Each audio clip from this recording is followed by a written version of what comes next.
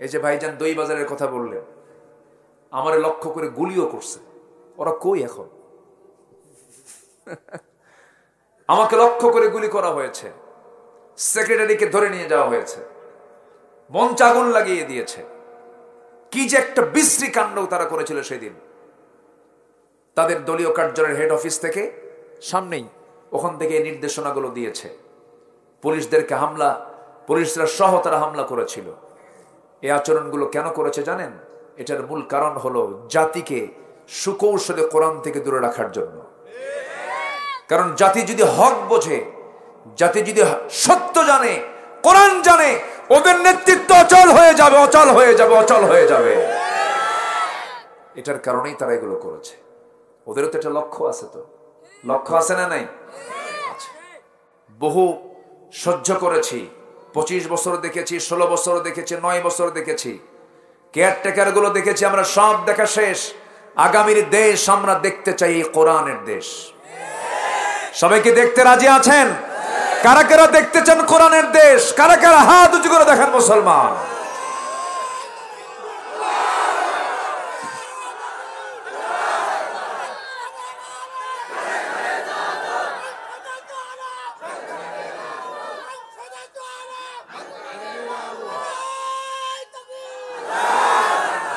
আল্লাহ কবুল করুন, জোরে বলি আমিন। আল্লাহ রাব্বুল আলামিন বান্দার কোন অন্য কোন পাপে যতটুকু না রাগ করেন, তার চাইতে বেশি রাগ করেন হলো নামাজটা ছেড়ে দিলে পরে। নামাজ যদি কোনো বান্দা ছেড়ে দেয়, আল্লাহ পাক খুব রেগে যান, খুব ক্ষেপে যান। আল্লাহ রাব্বুল আলামিন সূরা মারইয়ামের মধ্যে বলছেন, فَخَلَفَ مِن بَعْدِهِمْ خَلْفٌ أَضَاعُوا الصَّلَاةَ وَاتَّبَعُوا الشَّهَوَاتِ فَسَوْفَ يَلْقَوْنَ غَيًّا।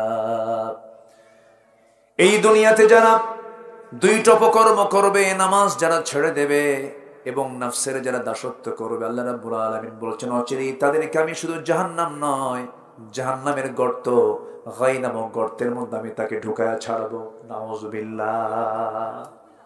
নামাজ, সালাত, এটাকে আমরা অবহেলা করে, অবলীলায় আমরা বাদ দিয়ে ফেলছি, তরক করছি। আজান হচ্ছে, হেলায় খেলায় আমরা এটাকে মিস করছি, বাদ দিয়ে দিচ্ছি। অথচ সবচেয়ে বেশি রাগ করেন আমার আল্লাহ তাআলা যখন কোনো বান্দা নামাজ ছেড়ে দেয়। এমনও ফতোয়া আছে ইমাম শাফির মতে, ইসলামী রাষ্ট্রের যদি কোনো নাগরিক ইচ্ছাকৃত নামাজ ছেড়ে দেয়, তার শাস্তি হচ্ছে মৃত্যুদণ্ড। তার শাস্তি কি? মৃত্যুদণ্ড। এমনও রায় এসেছে। তাহলে এত বড় একটা গুনাহ এই জাতি করে আসতেছে। এই জাতিকে চালিয়েছে এমন বহু রাষ্ট্র ছিল না? রাষ্ট্রপতিরা ছিল কিনা বলেন? ছিল। রাষ্ট্রনায়করা ছিলেন, মন্ত্রী ছিলেন, ডিপার্টমেন্টের দায়িত্ব পালন করেছেন, ধর্ম মন্ত্রণালয় পরিচালনা করেছেন, অনেক কিছু করেছেন। কিন্তু কেউ আমাকে আপনাকে বিপদের দিন সেই জাহান্নাম থেকে বাঁচার জন্য যে কাজগুলো, কেউ কিন্তু রাষ্ট্রীয়ভাবে এই কাজগুলো করে নাই। তাহলে যারা করবে তাদের পথে কি আমরা থাকবো? দেখেন আওয়াজ কিন্তু কম হয়ে গেছে। সবাই কি থাকতে রাজি আছেন? যারা করতে চায় তাদের পক্ষে কি আমরা কাজ করতে রাজি আছি? অথচ আল্লাহ বলছেন তুমি রাষ্ট্র চালাবা, আমি দফা দিয়ে দেই, আমি কিছু কাজ দিয়ে দেই। আল্লাহ রাব্বুল আলামিন বলেন, আল্লাযীনা ইম্মাক্কান্নাহুম ফিল আরদি আকামুস সালাহ ওয়া আতাউস যাকাতা ওয়া আমারু বিল মা'রুফি ওয়া নাহাউ আনিল মুনকার ওয়ালিল্লাহি আকিবাতুল উমুর। জোরে বলুন আল্লাহু আকবার। এই দুনিয়ার জীবনে আমি যাদেরকে রাজত্ব দেব, ক্ষমতা দেব, পর দেব, তাদের কাজ হলো 4টা। তারা ক্ষমতায় গেলে পরে 4 দফা তারা বাস্তবায়ন করবে। নাম্বার 1 হলো তারা ক্ষমতা পাওয়া মাত্রই তারা নামাজ কায়েম করবে। কি কায়েম করবে? নামাজ। নামাজি পারে ইন্নাস সালাতা তানহা আনিল ফাহশাই ওয়াল মুনকারি ওয়া লাযিকরুল্লাহি আকবার।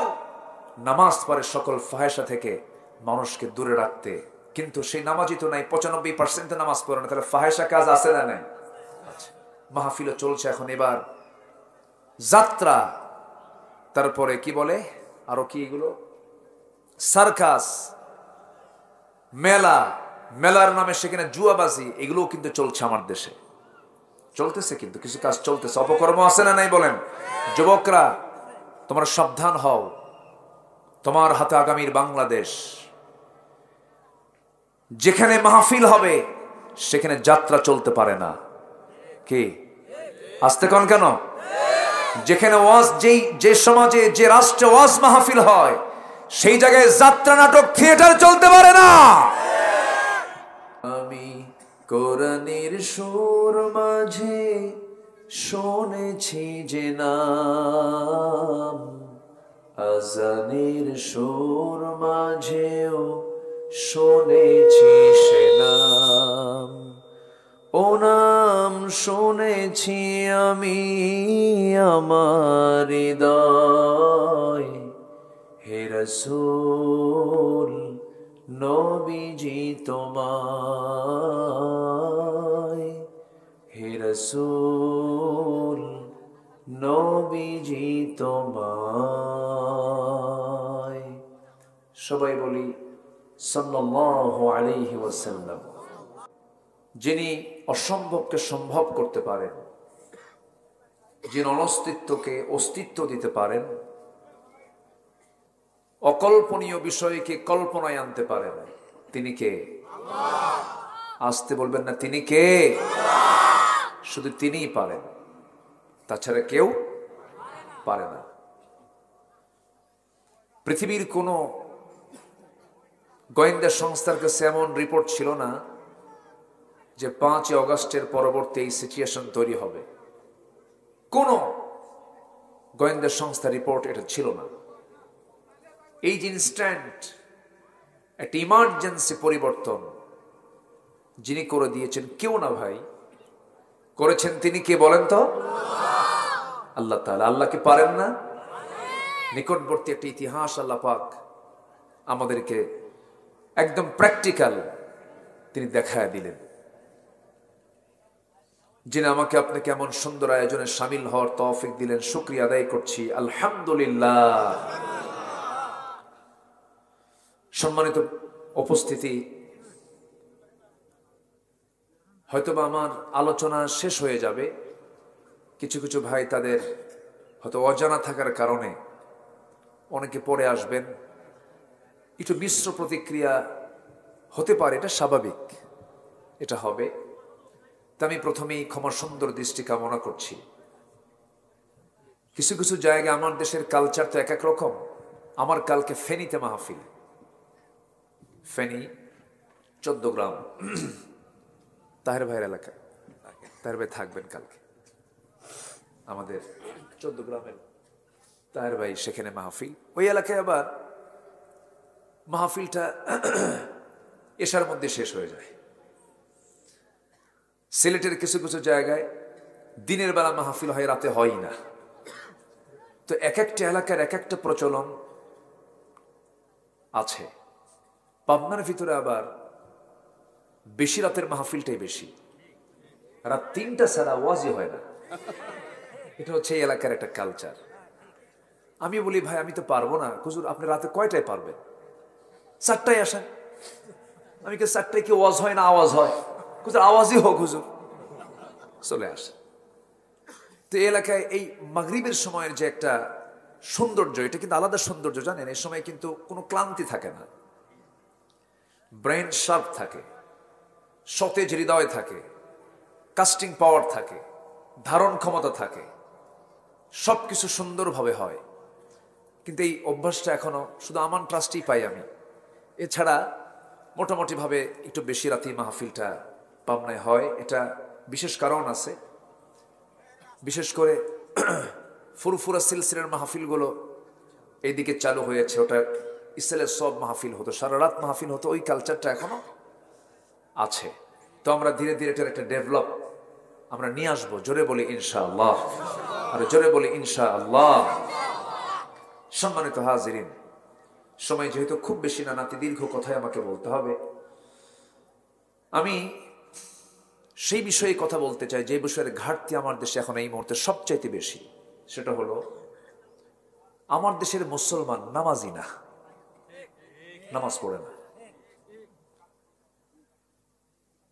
আমার দেশের মানুষের মুসলমান মাত্র জরিপ অনুযায়ী দেখা যাচ্ছে মাত্র 5% মুসলমান নামাজ পড়ে। কত পার্সেন্ট বলেন তো? 5%।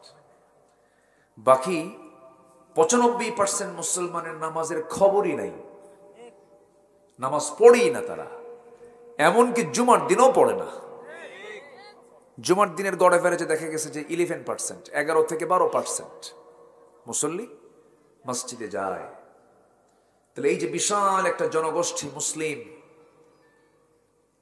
কাফের এবং মুমিনের মাঝে আল ফারকু বাইনাল মুমিন ওয়াল কাফির তারকুস সালাহ। কাফের এবং মুমিনকে চেনার জায়গা হলো কোথায়? নামাজ। সে নামাজ কিন্তু এই জাতি পড়েই না। বলুন তো পার্সেন্টেজ 5% যদি নামাজ পড়ে, এটা কি নামাজি বলা চলে? তাহলে আমার দেশ কি নামাজি দেশ বলা যায়? বলা যায় না তো। সম্মানিত ভাইয়েরা, এটার কিছু কারণ আছে। কারণটা হলো স্বাধীনতার এই 53-54 বছরে যারাই ক্ষমতায় এসেছেন, বহু আইন তারা পাশ করেছেন, কিন্তু জাতিকে জাহান্নাম থেকে বাঁচানোর জন্য যে আইন পাশ করা দরকার এগুলো একটাও তারা করেন নাই। কথা কি বোঝা যায়? কথাগুলো কিন্তু খুব মূল্যবান কথা, একটু মনোযোগ দিতে হবে। যদি নাগরিক তৈরি করার জন্য, যদি শুধু জাহান্নামকে বাঁচানোর জন্য, জাহান্নাম থেকে বাঁচানোর জন্য যদি মুসলমানরা, যদি আমার দেশের নেতারা যদি একটু মাথায় নিতেন, তাহলে এটা উল্টে যেত। নামাজি হতো 95% আর বেনামাজি হতো 5%। এটা থাকতেই পারে, এটা কি থাকতেই পারে। কিন্তু এটা কি আমাদের কোনো সাইজ আছে? বলেন তো, আমরা কি মুসলমানের সাইজে আছি? আমরা না, সাইজই তো নাই। আমরা অনেক কিছু ভাবতেছি, মনে হয় আসবে, অনেক কিছু হবে। এই জাতি ইতিহাসকে খুব দ্রুত ভুলে যায়, জানেন? এটা দোষ। এটা মনে রাখে না। কোথায় আবু সাইদের নাম আর নেয় না কেউ, ভুলে যাবে কয়েকদিন পর। মুগ্ধের নাম ভুলে যাবে। এত বড় স্যাক্রিফাইস, এত বড় কোরবানি এই যুব সমাজ দিল, ছাত্ররা দিল। দেখবেন এক সময় ভুলে গেছে সব। কিন্তু এটাকে মনে রাখার দরকার আমাদের আছে না নাই? বলেন তো, আসতে বলবেন না, আছে না নাই? আচ্ছা, জীবন দেওয়া কিন্তু সহজ নয়। যত রক্ত লাগে দেব, প্রয়োজনে লোক পাঠাবো, আমি যাব না। এই লোকই বেশি। এই আগের মাইকিতে ভালো ছিল, এখন কি ফাটা কি দিলেন আপনি? আগেই তো ভালো ছিল, কেমন যেন একটা আওয়াজ। হ্যাঁ, একটু ক্লিয়ার করে। সম্মানিত ভাইয়েরা, তাহলে হ্যাঁ, এভাবেই থাকুক। বাবা, তোমার মাইক খুব ভালো, কিন্তু ঘুতাঘুতি করলে কিন্তু, বেশি ঘুতালে কিন্তু নষ্ট হয়। থাক। সম্মানিত ভাইয়েরা, জীবন দেওয়া এত সহজ নয়। জীবন দিতে গেলে ভিতরে ইখলাস থাকতে হয়। কি থাকতে হয় বলেন তো? ইখলাস থাকতে হয়। যারা জীবনগুলো দিয়েছে না, একটু খোঁজ নিয়ে দেখেন, তারা নামাজি ছিল। আলহামদুলিল্লাহ বলবেন না? আমি গিয়েছি, আবু সাইদের বাড়িতে গিয়েছি। সে আবু সাইদ আমার আলোচনা শুনেছে।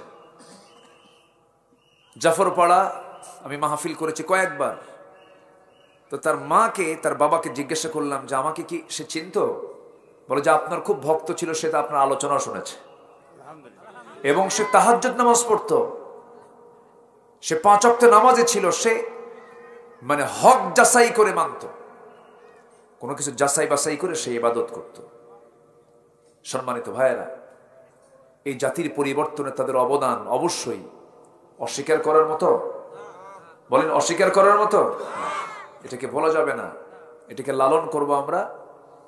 এখন আমাদের সামনের চিন্তা হলো একটি কল্যাণ রাষ্ট্র গঠন করার জন্য, একটি সুন্দর, যেই সমাজের মানুষগুলো নিরাপদে নিশ্চিন্তে থাকবে, মৌলিক চাহিদা সব পেয়ে যাবে, এমন একটা রাষ্ট্র গঠনের জন্য কি প্ল্যান, কি পরিকল্পনা করা যায়, এই চিন্তা নিয়ে আমাদেরকে কাজ করতে হবে, সামনের দিকে এগোতে হবে এবং ব্যক্তির মান উন্নয়ন সবার পরে না সবার আগে? বলেন বলেন বলেন। সবার আগে। জাতি নামাজই পড়ে না, খালি বিড়ি খায়। কি খায়? খালি এত বিড়ি খায়। এগুলো দেখি তো, মাহফিল চলে এক জায়গায়, দেখি আরেক জায়গায় বিশাল মেলা লাগছে, টানতেছে বুড়া চাচা, 80 বছর বয়স, কি টানা টানে। মানে ওনার চেহারার দিকে তাকালে মনে হয় পৃথিবীতে ওনার আশাই হয়েছে বিড়ি খাওয়ার জন্য। কি আছে না নাই বলেন? না, এগুলো আমার লক্ষ্য নয়। আমার লক্ষ্যটা কি? আমার লক্ষ্য হলো আমারা আল্লা তা'বুদু ইল্লা ইয়্যাহু যালিকাত-দীনুল কাইয়্যিম। কারো গোলামি করা যাবে না, কারো দাসত্ব করা যাবে না, একমাত্র দাসত্ব গোলামি করতে হবে কার? এবং মজবুত দ্বীনকে লালন করতে হবে। কারো দিন মানা যাবে না, দিন মানতে হবে কার? আসতে বলবেন না, কার? আল্লাহ। এই পৃথিবীতে আল্লাহর আইন, আল্লাহর দ্বীন ইসলাম ছাড়া 70 থেকে 80টি মানব রচিত হিউম্যান ল রয়েছে। আমেরিকা পুঁজিবাদ আছে, রাশিয়ার সমাজতন্ত্র আছে, কমিউনিজম আছে, সোশিয়ালিজম আছে, ন্যাশনালিজম আছে। এগুলো সব মানুষের তৈরি করা মতবাদ। আর আল্লাহ যে দিয়েছেন, যে আইন, যে বিধান, যে দিন, তার নাম কি বলুন? জোরে বলুন, তার নাম কি? বলুন তো, একমাত্র মজবুত দিন কার হতে পারে? আস্তে কয়, কার হতে পারে? আল্লাহ। কারণ আল্লাহ যা সৃষ্টি করেছেন সেগুলো মজবুত। আকাশ বানিয়েছেন বিগাইরি আমাদিন তারাউনাহা, খুঁটিবিহীন ছাদ। আজকের আর্কিটেক্ট বলেন, ইঞ্জিনিয়ার বলেন, বুয়েট রোয়েট যা নিয়ে আসেন, সবকিছু নিয়ে আসেন, পৃথিবীর কোন ইঞ্জিনিয়ার কি খুঁটি ছাড়া ছাদ বানাতে পারবে? আল্লাহর ছাদ কি ছাড়া? ঝুলন্ত ছাদ।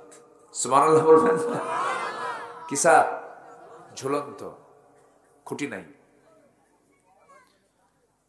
আমার বন্ধুগণ, পৃথিবীর কোন আলো সূর্যের আলোর সঙ্গে পারবে না। সে আলো আল্লাহ দিয়েছেন। রাতের ঘড়ি লিতাহতাদুস, চাঁদ দিয়েছেন, অসংখ্য তারকারাজি দিয়েছেন। আল্লাহ রাব্বুল আলামিন তার নিজের পরিচয় দিতেন এক জায়গায় বলেছেন, তাবারাকাল্লাযী জাআলা ফিস সামাই বুরুজাও ওয়া জাআলা ফিহা সিরাজাও ওয়া কমারাম মুনীরা وهو الذي جعل الليل والنهار خلفة لمن أراد أن يذكر أو أراد شكورا। জোরে বলুন আল্লাহু আকবার। এরকম পরিচয় পৃথিবীর কেউ দিতে পারবে? যিনি আকাশের মালিক, সূর্যের মালিক, চাঁদের মালিক, কেউ দিতে পারবে বলেন? আমেরিকা সুপার পাওয়ার, শীত হয়ে পড়ে আছে। 2 শতাধিক রাষ্ট্রের মধ্যে সবচেয়ে এখন অসহায় রাষ্ট্র হয়েছে আমেরিকা। লস অ্যাঞ্জেলস, সেই ক্যালিফোর্নিয়ার লস অ্যাঞ্জেলস দাবানলে জ্বলে পড়ে সারখার হয়ে গেছে। হলিউডের বলিউডের সব আকাম কুকাম করা যত বাহিনী, ওদের বাড়ি হলো ওই লস অ্যাঞ্জেলস। আল্লাহ কয় একটু দিয়ে দিই, আখিরাতের জাহান্নামের একটু চিত্র একটু দেখ। সেখানে আবার ঝড় শুরু হয়ে গেছে। আবার দাবানল আরো বাড়ছে, বৃদ্ধি পাচ্ছে। কিছুদিন আগেই ফিলিস্তিনকে ওরা জ্বালিয়েছিল। কি ফিলিস্তিনকে জ্বালায় নাই? জ্বালিয়েছে। আল্লাহ বললেন একটু আমি দেখায় দিই। কাশ্মীরকে কিভাবে 2019 সালের শুরুর দিকে কি অত্যাচারগুলো করা হলো, গোটা পৃথিবীর মানবতা সব চুপ, কেউ কোনো কথা বলে না। মানবতার ফেরিওয়ালা কিছু আছে, ওরা মানবতার ফেরিওয়ালা হচ্ছে দানবতার ফেরিওয়ালা। চুপচাপ থাকলো। শুধু একজন কাশ্মীরি নারীর একটা দোয়া আমি শুনেছিলাম, বদ্দ, আল্লাহ আমাদেরকে যারা ঘরের মধ্যে গৃহবন্দী করে রেখেছে, আল্লাহ তুমি তাদেরকে গৃহবন্দী করে রাখো। গোটা পৃথিবী কোভিড-19 সব গৃহবন্দী হয়ে গেছে। হয় নাই? হয়েছে। আল্লাহ ছাড় দেন কিন্তু ছেড়ে দেন না। আল্লাহ ধরে ফেলেন, পাকড়াও করে ফেলেন। আল্লাহ যাকে ধরবেন তাকে ছাড়বেন না, কিন্তু ধরেন না সহজে। আমাদের ধৈর্যের বাঁধ ভেঙে যায়। আমার দেশের কত মুরব্বী বলতেন, প্রায় বলতেন, এ না মরা পর্যন্ত পায় নাই। বলতেন না, প্রায় বলতেন এই কথা, মরবে যেদিন সেদিন শান্তি পাওয়া যাবে। আল্লাহ কয় না, তোমাদের চোখের সামনে মেসাল দেব। মেসাল কি দেব? মেসাল। মেসাল আছে না কোরআনে? বহু মেসাল আছে না নাই? আচ্ছা, সবার দৃষ্টান্ত দিয়েছেন। চিন্তা করেন, এমন ভাবে গেল সম্মানে না চুরি করিয়া? বলেন বলেন বলেন। যারা পালায় বেড়ায় তারা কি ভালোভাবে যায় না চুরি করে যায়? গোটাল গোষ্ঠী শুদ্ধ চোর। ইংল্যান্ডে একজন ছিল, ওটাও চোর। রক্ত তো, চুরি তো হবে, চুরি তো করবেই। যাই হোক, কিছু কথা মনে বেশি বলে ফেলতেছে নাকি? কষ্ট পাচ্ছেন নাকি আপনারা? জ্বালা আছে তো ভিতরে। এই যে ভাইজান দই বাজারের কথা বললেন, আমারে লক্ষ্য করে গুলিও করছে। ওরা কই এখন? আমাকে লক্ষ্য করে গুলি করা হয়েছে, সেক্রেটারিকে ধরে নিয়ে যাওয়া হয়েছে, মঞ্চ আগুন লাগিয়ে দিয়েছে। কি যে একটা বিশ্রী কাণ্ড তারা করেছিল সেদিন। তাদের দলীয় কার্যালয়ের হেড অফিস থেকে সামনেই, ওখান থেকে এই নির্দেশনাগুলো দিয়েছে। পুলিশদেরকে হামলা, পুলিশরা সহ তারা হামলা করেছিল। এই আচরণগুলো কেন করেছে জানেন? এটার মূল কারণ হলো জাতিকে সুকৌশলে কোরআন থেকে দূরে রাখার জন্য। কারণ জাতি যদি হক বোঝে, জাতি যদি সত্য জানে, কোরআন জানে, ওদের নেতৃত্ব অচল হয়ে যাবে, অচল হয়ে যাবে, অচল হয়ে যাবে। এটার কারণেই তারা এগুলো করেছে। ওদেরও তো একটা লক্ষ্য আছে, তো লক্ষ্য আছে না নাই? আচ্ছা সম্মানিত ভাইয়েরা, তাহলে প্রথম যে শুরু করেছে যে সমস্যা আমার দেশে, নামাজি বেশি না বেনামাজি বেশি? নামাজটা পড়ো না কে জানেন? আমার ছেলে আপনার ছেলে, আমার ভাই আপনার ভাই, আমার বউ আপনার বউ, এই তো।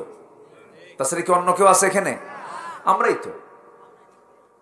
নামাজের ব্যাপারে আমাদের কোনো আগ্রহ নাই।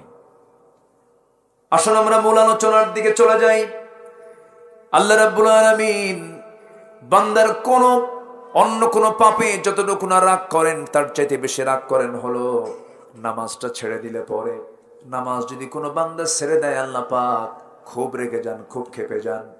আল্লাহ রাব্বুল আলামিন সূরা মারইয়ামের মধ্যে বলছেন, فَخَلَفَ مِن بَعْدِهِمْ خَلْفٌ أَضَاعُوا الصَّلَاةَ وَاتَّبَعُوا الشَّهَوَاتِ فَسَوْفَ يَلْقَوْنَ غَيًّا।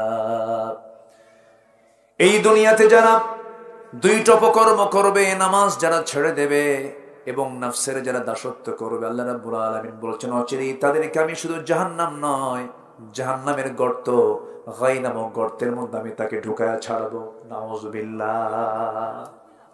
নামাজ, সালাত, এটাকে আমরা অবহেলা করে, অবলীলায় আমরা বাদ দিয়ে ফেলছি, তরক করছি। আজান হচ্ছে, হেলায় খেলায় আমরা এটাকে মিস করছি, বাদ দিয়ে দিচ্ছি। অথচ সবচেয়ে বেশি রাগ করেন আমার আল্লাহ তাআলা যখন কোনো বান্দা নামাজ ছেড়ে দেয়। এমনও ফতোয়া আছে, ইমাম শাফির মতে ইসলামী রাষ্ট্রের যদি কোনো নাগরিক ইচ্ছাকৃত নামাজ ছেড়ে দেয়, তার শাস্তি হচ্ছে মৃত্যুদণ্ড। তার শাস্তি কি? মৃত্যুদণ্ড। এমনও রায় এসেছে। তাহলে এত বড় একটা গুনাহ এই জাতি করে আসতেছে। এই জাতিকে চালিয়েছে এমন বহু রাষ্ট্র ছিল না? রাষ্ট্রপতিরা ছিল কিনা বলেন? ছিল। রাষ্ট্রনায়করা ছিলেন, মন্ত্রী ছিলেন, ডিপার্টমেন্টের দায়িত্ব পালন করেছেন, ধর্ম মন্ত্রণালয় পরিচালনা করেছেন, অনেক কিছু করেছেন। কিন্তু কেউ আমাকে আপনাকে বিপদের দিন সেই জাহান্নাম থেকে বাঁচার জন্য যে কাজগুলো, কেউ কিন্তু রাষ্ট্রীয়ভাবে এই কাজগুলো করে নাই। তাহলে যারা করবে তাদের পথে কি আমরা থাকবো? দেখেন আওয়াজ কিন্তু কম হয়ে গেছে। সবাইকে থাকতে রাজি আছেন? যারা করতে চায় তাদের পক্ষে কি আমরা কাজ করতে রাজি আছি? অথচ আল্লাহ বলছেন তুমি রাষ্ট্র চালাবা, আমি দফা দিয়ে দেই, আমি কিছু কাজ দিয়ে দেই। আল্লাহ রাব্বুল আলামিন বলেন الذين إن مكناهم في الأرض أقاموا الصلاة وآتوا الزكاة وأمروا بالمعروف ونهوا عن المنكر ولله عاقبة الأمور জোরে বলুন আল্লাহু আকবার। এই দুনিয়ার জীবনে আমি যাদেরকে রাজত্ব দেব, ক্ষমতা দেব, পর দেব, তাদের কাজ হলো চারটা। তারা ক্ষমতায় গেলে পরে 4 দফা তারা বাস্তবায়ন করবে। নাম্বার 1 হলো তারা ক্ষমতা পাওয়া মাত্রই তারা নামাজ কায়েম করবে। কি কায়েম করবে? নামাজ।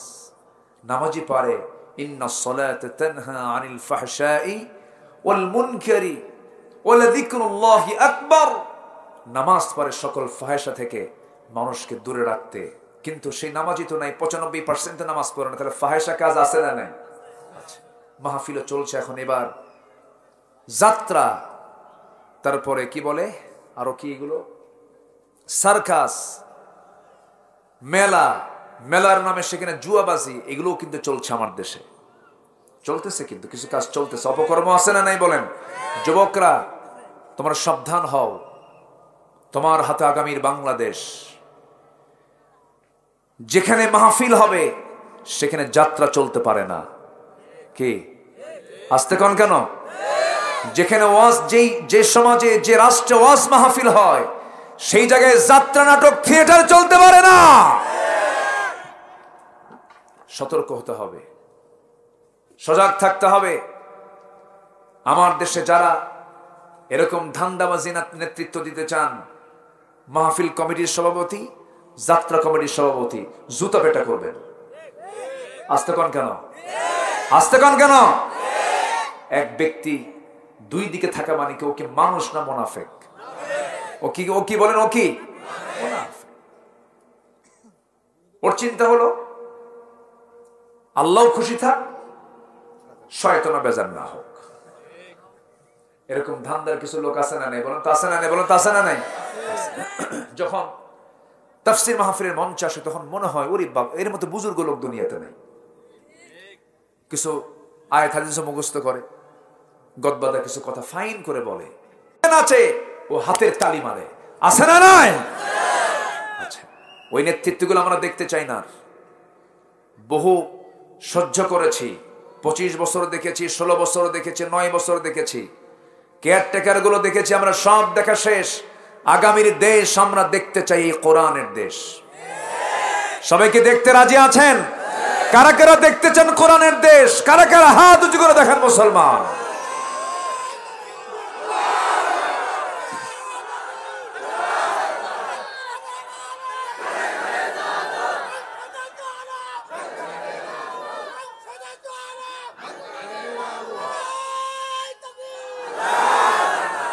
আল্লাহ কবুল করুন।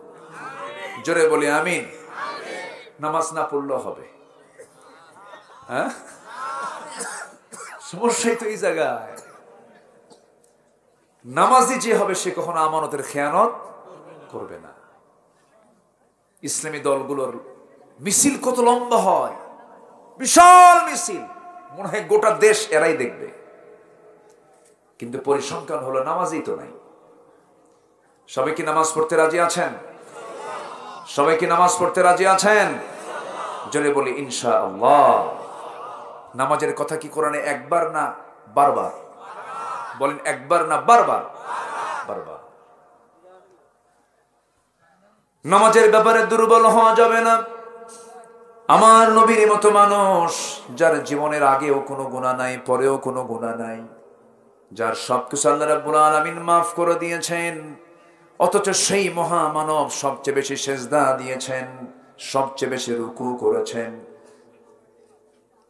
চোখের পানি ফেলে ফেলে কেঁদেছেন, এত কান্না তিনি কেঁদেছেন। তিনি যখন কাঁদতেন, নাসাই শরীফের হাদিসে এসেছে, রাসূল যখন সেজদায় পড়ে যখন কান্নাকাটি করতেন তার আওয়াজটা হতো টকবকে গরম পানির মতো।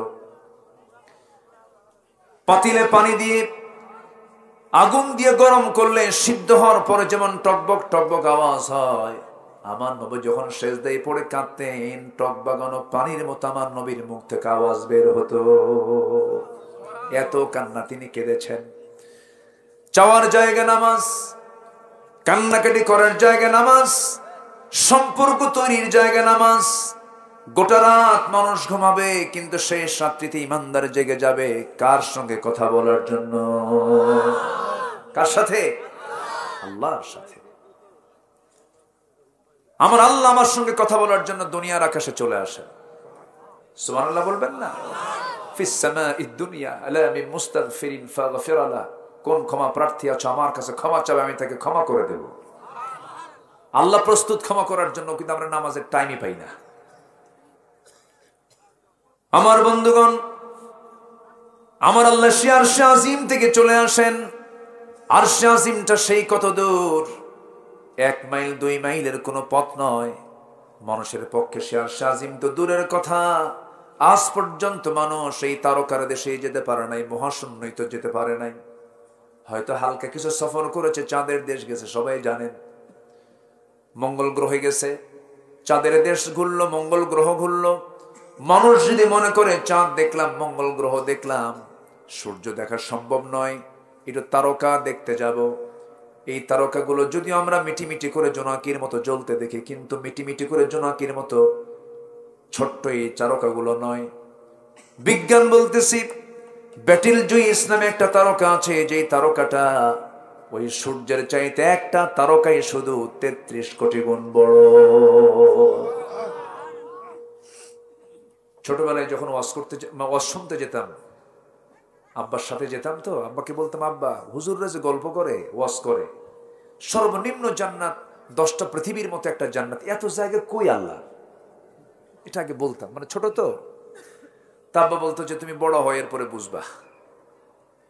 জায়গা কি আছে আল্লাহ? আছে, জায়গা আছে। এক তারকা সূর্যের চাইতে কত গুণ বড়? 33 কোটি গুণ বড় একটা তারকা। কিন্তু আকাশে কি আমরা এক তারকা দেখি? পরিষ্কার আকাশে কি এক তারকা দেখা যায়? আমার চোখ পারবে না। অসংখ্য তারকারাজি, কোটি কোটি গ্যালাক্সি আল্লাহ রাব্বুল আলামিন মহাশূন্যে ঝুলায় রেখেছেন। এক একটা মহাশূন্য, এক একটা গ্যালাক্সির ভিতরে 500 বিলিয়ন করে তারকা আছে। অসংখ্য তারকারাজির সমন্বয়ে আকার মহাশূন্য। এই পৃথিবীর মানুষ যদি পৃথিবীর সবচেয়ে নিকটবর্তী তারকা প্রক্সিমা সেন্ট্রায় যদি যেতে চায়, পৃথিবীর কোনো যানবাহন চলবে না, কপ্টার চলবে না। নভোযানের চেষ্টা করতে পারে, নভোযান যার ঘন্টার গতি, লেটেস্ট নভোযান অ্যাপোলো 11 যার ঘন্টার গতি হলো 39,000 কিলোমিটার। 39,000 কিলোমিটারের বেগে যদি রওনা দিয়ে দেয়, সেই নভোযানে চড়ে পৃথিবীর সবচেয়ে নিকটবর্তী ওই প্রক্সিমা সেন্ট্রায় যেতে তার সময় লেগে যাবে 1,15,000 বছর মাত্র। যাবেন কারা কারা? হাত তোলেন। বাঁচবেন কত বছর আর যাবেন কোন দিন? আমরা কিন্তু আকাশ যাই না এখনো। আকাশের কালার কিন্তু নীল না, এটা আকাশের কালার আমরা ভুল দেখি, নীল আকাশ না। ওয়াস-সামাঈ যাতির রাজা। আকাশ দেখতে নীল আমাদের চোখে ভাসে, কিন্তু আকাশের প্রকৃত কালার কিন্তু নীল নয়। সম্মানিত ভাইয়েরা, তাহলে আকাশে তো ছুঁতে পারলাম না, এই তারকার দেশিতে পারলাম না আমরা, আর আল্লাহ আছেন 7 আকাশে। সেখান থেকে প্রত্যেক রাত্রিতে সহিহ হাদিস, ফিস সামাঈদ দুনিয়া আলা মিন মুস্তাগফিরিন ফাগফির লাহ। কোন ক্ষমা প্রার্থী আছো, সেজদা দাও, সেজদা দাও, আমি তোমাকে মাফ করব। জোরে বলেন সুবহানাল্লাহ। কত বড় অফার এটা! আমি হাদিসটা যখন পড়ি, আমার কাছে মনে হয় কি জানেন, আল্লাহ শুধু বাহানা খুঁজবেন এই বান্দাকে কেমনে মাফ করে দেওয়া যায়। সুবহানাল্লাহ। আমার বন্ধুগণ, অথচ আল্লাহ রাব্বুল আলামিন বলছেন, বান্দারে তুমি যদি নামাজটা ঠিক মতো আদায় করতে পারো, তোমার যদি অন্তরটা যদি মসজিদের সঙ্গে লটকানো থাকে, রাজুলুন কলবুহু মুআল্লাকুম বিল মাসাজিদ, তোমার যদি এমনটা দিল লটকানো থাকে মসজিদের সাথে, সাবআতু ইযিল্লুহুমুল্লাহু ফি যিল্লিহি ইয়াউমুল লা যিল্লা ইল্লা যিল্লুহু।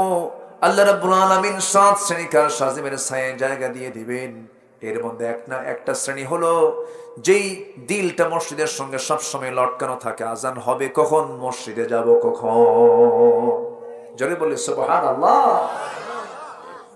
ওই লোকগুলোকে আল্লাহ তাআলা স্পেশাল ফ্লাইটে করে আরশ আজিমের ছায়ায় তাকে জায়গা করে দিবেন। তাহলে কি নামাজ বাদ দেব কেউ? আমরা নামাজ পড়তে রাজি আছি তো? আল্লাহর কাছ থেকে ক্ষমা পেতে হলে 1 নাম্বার কাজ, আমাকে নামাজ ছেড়ে দেওয়ার কোন সুযোগ গ্রহণ করা যাবে না। নামাজ পড়তে হবে, নামাজ আমাকে পড়তে হবে। সূরা মারিয়াম থেকে আমি আলোচনা শুরু করেছি। সূরা মারিয়ামের 59 নম্বর আয়াত আমি তেলাওয়াত করেছি। দেখি 60-এ যাব, 61-তে যাব। এই 3টা আয়াতকে সামনে রেখে কিছু কথা বলতে চাচ্ছি। জোরে বলি ইনশাআল্লাহ। সম্মানিত হাজিরিন, আমি খুবই খুশি। হলো কি এটা কি ফুটানোর জন্য রাখছেন নাকি? এটা মাঝে মাঝে ফুটবে নাকি এরকম তো রাখছেন কেন? এগুলো তো ফাটে, এ তো ডেঞ্জারাস, তো বোমা না। হয়তো মানুষ মরবে না, কিন্তু একটা আওয়াজ তো হবে। আওয়াজ হলে তো এরকম করবে। তো এরকম কি মাঝে মাঝে বক্তাকে এরকম করাবেন নাকি? এটা ভুল ডিসিশন, এটা ফাটে, এটা প্রবলেম হয়। যাক, তাদের লক্ষ্য ভালো কিন্তু ফলাফল ভালো না। সৌন্দর্যের জন্য তারা করেছেন। তো আমার দিকে একটু কান লাগান। কি কষ্ট পাচ্ছেন নাকি আপনারা? বলি আলহামদুলিল্লাহ। তাহলে সমস্ত ইবাদতের মূল কিন্তু সালাত। আসসালাতু ইমাদুদ্দিন ফাকাদ আকামাহা ফাকাদ আকামাদ্দিন ওয়া মান তারাকাহা ফাকাদ হাদামাদ্দিন, আও কামা ক্বাল আলাইহিস সালাতু ওয়াস সালাম। তাহলে নামাজ হচ্ছে দ্বীনের স্তম্ভ। একটা বিল্ডিং টিকে থাকে কিসের উপরে? খুঁটির উপরে। তো দ্বীন টিকে থাকে হচ্ছে নামাজের উপরে। কিসের উপরে বলেন তো? নামাজের উপরে। সম্মানিত ভাইয়েরা, সেই দল করা যাবে না যে দলের নেতাও নামাজ পড়ে না, কর্মীকে নামাজের কথা বলেও না। রাগ করতেছেন নাকি আপনারা? রাগ করা যাবে না ভাই। একটু দিল থেকে কথাগুলো শুনবেন। আপনি কি জানেন আপনি যাকে নেতা বানাচ্ছেন, কিয়ামতের দিন ওই নেতাকে আল্লাহ পাক তুলবেন আপনার সামনে? কি কোরআনে আছে না নাই বলেন তো? ইয়াউমা নাদউ কুল্লা উনাসিম বিইমামিহিম। সেই দিন প্রত্যেক নেতা তার কর্মী সহ হাজির হবে আল্লাহর সামনে। ওরা দুজন মারামারি লাগবে এবং দিআফাইন বলে ফেলবে কর্মী, আল্লাহ আমার নেতারে ডাবল শাস্তি দাও, ডাবল শাস্তি দিয়ে দাও। কেন? ওরা আমাকে পথভ্রষ্ট করেছে। তাহলে নেতা নির্বাচনে আমাদের চিন্তা করার দরকার আছে না নেই বলেন তো? আচ্ছা, রাসূল নেতা নির্বাচন করেছেন নামাজকে সামনে রেখে। জোরে কেন আল্লাহু আকবার।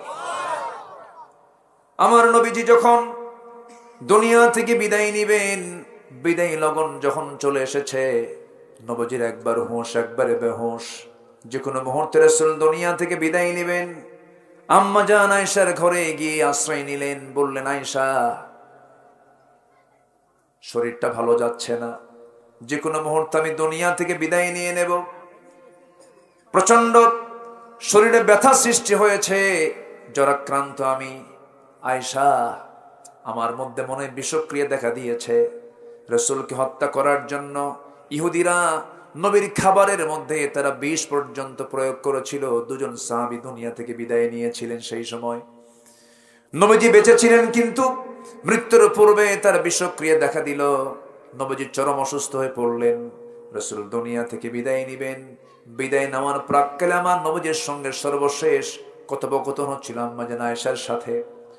রাসূল বলছেন, আয়েশা রে, আমি মনে হয় দুনিয়া থেকে বিদায় নিয়ে নেব, আমি মনে হয় বাঁচবো না, তবে আমি তোমাকে কিছু কথা বলে যাচ্ছি আয়েশা। আমার মনে হয় বিদায় লগন চলে আসছে, দেখো তো ঘরের মধ্যে কোনো কিছু আছে নাকি। তন্ন তন্ন করে খুঁজে বের করা হলো। কয়েক খণ্ড স্বর্ণের টুকরা বের হলো। রাসূল তিনি তার হাতের তালুতে রাখলেন, রেখে বলছেন, আয়েশা, এতটুকু সম্পদ আমি দুনিয়াতে রাখতে চাই না, আমি দিন প্রতিষ্ঠার সংগ্রামে এইটুকুন সম্পদ আমি দান করে গেলাম। নবীজি দুনিয়াকে সব দিনের জন্য খরচ করে দুনিয়া থেকে বিদায় নেবেন। ইতিমধ্যে রাসূল বলছেন, আয়েশা, মুখটা কেমন যেন দুর্গন্ধ মনে হচ্ছে, দেখো তো মেসওয়াক পাওয়া যায় নাকি। সেই সময় রাসূল করিম সাল্লাল্লাহু আলাইহি ওয়াসাল্লাম সেই সময় আম্মা জান আয়েশার উরুতে মাথা রেখে আরাম ফরমাচ্ছিলেন। আম্মা জান আয়েশা উঠতে পারছেন না, তাকে বলতেও পারছেন না, মেসওয়াক টানতে হবে। তার ভাই আব্দুর রহমানকে ডাক দিয়ে বলছেন, ভাই আব্দুর রহমান, একটা মেসওয়াক এনে দাও তো। তিনি মেসওয়াক এনে দিলেন। মেসওয়াক হাতের মধ্যে আম্মা জান আয়েশা নিয়ে শক্ত দেখে নিজেই চাবালেন, চাবায় চাবায় নরম করে দিয়ে নবীর হাতে তুলে দিলেন। নবী যে মেসওয়াকটা নিলেন, মেসওয়াক যখন শুরু করবেন তার আগ দিয়ে আম্মা জান আয়েশার মুখের থুতু লাগানো সেই মেসওয়াকের আগায় থাকা সেই থুতুগুলো রাসূল চুষে চুষে পান করছেন আর বলছেন, আয়েশা, আমি তোমাকে দারুণ ভালোবাসি, আমি তোমাকে মহব্বত করি, আমি তোমার তো হক আদায় করতে পারলাম না আয়েশা, আমি মনে হয় দুনিয়া থেকে বিদায় নিয়ে নেব। এরপরে মেসওয়াক সম্পূর্ণ করলেন। আমার বন্ধুগণ, নবীজি কারোর সঙ্গে যখন কথা বলতে যেতেন মুখটা চেক আপ করতেন, মুখের কোনো গন্ধ আছে নাকি। কিন্তু জাতি মেসওয়াক করবে কখন? বিড়ি খাইতেই কাম সারা। এত বিড়ি খায়, পায়খানাও বিড়ি খায়। আমরা কি পরিবর্তন হব না ভাই? যে জোরে বলি ইনশাআল্লাহ। অভ্যাসগত একটা পরিবর্তন আনবো আমরা, জোরে বলি ইনশাআল্লাহ। আল্লাহ কই, তুই বিড়ি খাস, তোর ঠোঁট দেখে মানুষ বলবে বিড়ি খো, ঠিক কিনা? শিক্ষা ডিপার্টমেন্টে যারা আছেন, শিক্ষা ডিপার্টমেন্ট যারা চালান, আমি মনে করি কি জানেন, গভর্নমেন্ট কোন চাকরি শুধু শিক্ষা নয়, গভর্নমেন্ট চাকরির শর্তই হবে যারা অ্যাপ্লিকেশন করবে তাদের ব্লাড গ্রুপ চেক আপ করা হবে। যার রক্তের মধ্যে কোনো নেশার কোনো দিক পাওয়া যাবে, ব্লাড টেস্টে যদি সে নেশাখোর, বিড়িখোর, গাঁজাখোর, মদখোর, এটা যদি ধরা পড়ে যায়, নট, চাকরি হবে না। আসতে কন কেন? আসতে কন কেন? দরকার আছে না নাই বলেন তো? এটা হওয়া উচিত। জানেন, অসংখ্য পরিবার আজকে আক্রান্ত এই নেশার দ্বারা, কল্পনাও করতে পারবেন না। মেয়েরাও খায়। ভার্সিটির ক্যাম্পাসগুলো, ভার্সিটির হলগুলো শেষ, সব শেষ। যা করেছে 16 বছর এরা, এটাকে ঢেলে সাজাতে এত দ্রুত সম্ভব না। অনেক কিছু করেছে এরা। যুব সমাজ, তোমাদের করজোরে মিনতি জানায়, নেশায় যাবা না। নেশা, সব নেশা, এই যে যেটা তোমার নেশা, যেটা যেটা খায় মানুষ, এটা তো করাই যাবে না। আবার অবৈধ জেনা আছে না নাই, এটাও নেশা। এই নেশাতেও যাওয়া যাবে না। বিয়ের প্রয়োজন, বিয়ে করে নিবা। আব্বাকে, এটা লজ্জার কোনো বিষয় না, বলে ফেলবা, বাবা নামাজ পড়ি, যৌবন আছে, বিয়ে দাও। ভালো, তোমাদের আশা ভালো আছে, জি ভালো। আওয়াজ যখন জোরে দিছে তাদের বিয়ের তো দরকার। কি বুড়া চাচা বললো না তো আবার? ঠিক, দেখো, হ্যাঁ, সচেতন হওয়া উচিত। এগুলো বিয়ে দিতে চায় না, 40 পার হয়ে যায়, বিয়ে করে না। বিয়ে করো না কেন? কি করে খাওয়াবো বউকে? মানে বউ তো হাতি, কি খাওয়াবো আমি? তুমি খাওয়াবেন, আল্লাহ খাওয়াবেন। কে খাওয়াবেন? তোমার তো 2 হাত, বউর সাথে কয় হাত হবে? তো আরো তো ভালো হবে।